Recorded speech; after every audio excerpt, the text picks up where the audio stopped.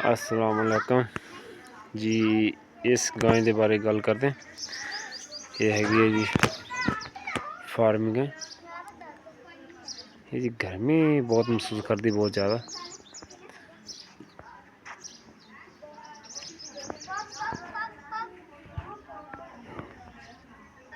गाय दुध देने तो बिल्कुल फिट है, पर गर्मी है साढ़े इलाके बहुत, तां करके गर्मी बहुत महसूस कर।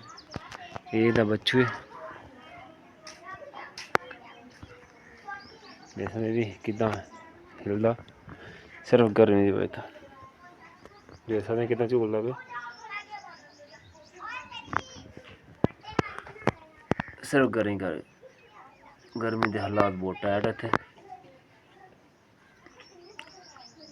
फार्मिंग गाय दुध नूं ते ठीक है नस्ल, पर सिर्फ सर्दी नहीं वैरायटी है सही।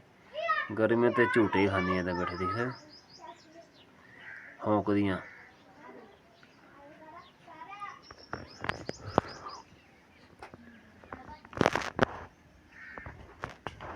ये भी इत्थे बैठी ते होंकदी।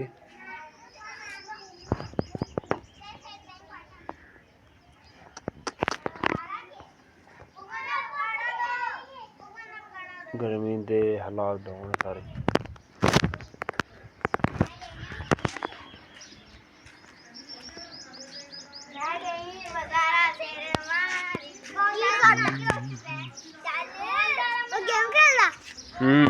गेम खेलना पे गेम चिट्टी की खेलना गए।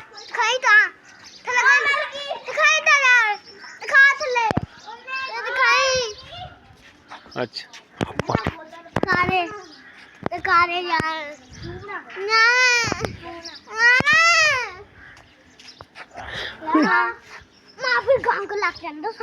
गाँव मार दी है बाबा कि थोड़ी मारती, तो आप ही क्या मारती।